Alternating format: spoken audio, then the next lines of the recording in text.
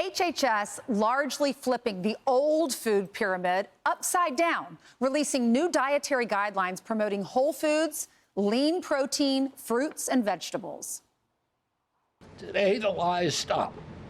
The new guidelines recognize that whole, nutrient-dense food is the most effective path to better health and lower healthcare costs. The new framework centers on protein and healthy fats, vegetables, fruits, and whole grains. FDA Commissioner Dr. Marty Makary joins us now to discuss this. Good morning to you.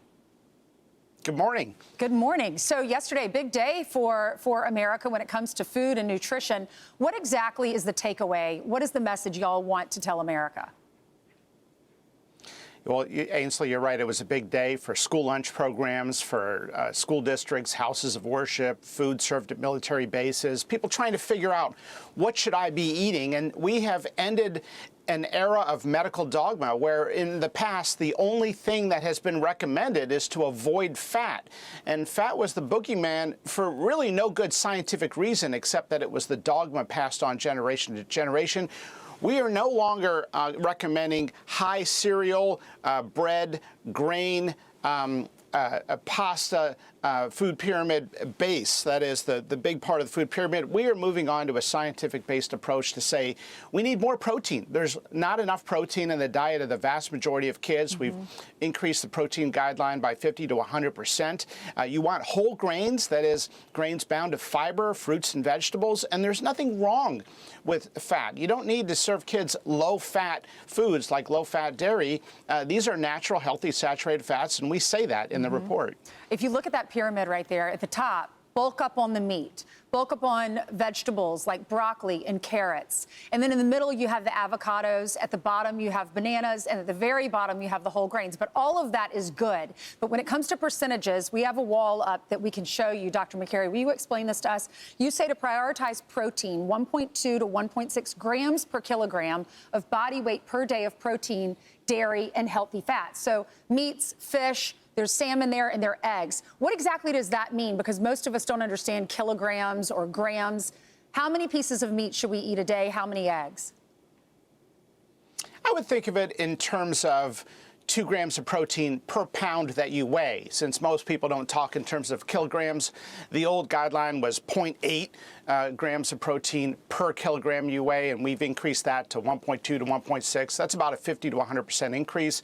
The old studies that tried to estimate how much protein we needed were based on these flawed urine nitrogen studies that underestimate protein in the body, and as a result, we have recommendations in the past that really have protein levels to prevent withering away. And our goal is not to prevent kids from withering away with muscle wasting. Our goal is for kids to thrive. Look at what's happening to American kids. They're underperforming. They're low in protein. They're getting lots of ultra-processed foods. 60 to 70% of their calories are ultra-processed foods, and it's grains that are not healthy types of grains. They're processed, and they're addicted to many of these foods with the chemicals added to it, and they're not doing well. And what do we do? We drug our nation's kids at scale. We've got to get their protein levels higher and get them off the ultra-processed foods in a stepwise fashion. A lot of parents don't know what ultra-processed foods are, so I was looking it up during the commercial break. It says candy, instant soups, ice cream, pre-made pizzas. We all have these things. Sodas, packaged snacks, sugary cereal, frozen meats like those chicken nuggets that all of our kids love, instant noodles, the ramen noodles, frozen waffles, and instant oatmeal. Now, it does highlight you should have 3 servings per day of vegetables, 2 servings per day of fruit, and then at the bottom of the pyramid, the whole grains, 2 to 4 servings per day of whole grains. Dr. Oz yesterday highlighted what a lot of parents want to know. Where does alcohol fall in the mix? Listen to this. There is alcohol on these dietary guidelines, but the implication is don't have it for breakfast. Right? This should be something done in a small amount with hopefully some kind of an event that might have alcohol added. But the general move away from 2 glasses of men, 1 glass of wine, there was never really good data to support that quantity of alcohol consumption. So what is your opinion? How much alcohol is okay? Well, look, people find it valuable to get together, and it is a social lubricant in a sense, but people just need to know in terms of the health, any potential tiny benefit to the heart is overshadowed and eclipsed by downsides to the liver. And so the idea that men could have 2 and women could have 1 a day, that was just made up, and we're telling people the truth. With all of this stuff, with food, with hormone replacement therapy for postmenopausal women, with vaccines, we're telling people the truth, and we're letting them make the decisions. I hope this food pyramid can be used by SNAP programs to figure out what to pay and not pay. You know, we have a charge from President Trump to tell people the truth medically and not worry about the lobbyists, and that's what we did with this new food pyramid. All right, so if you're feeding your children this morning, avocado, eggs, fruits, vegetables. Thank you so much, Dr. Makary. Great to see you.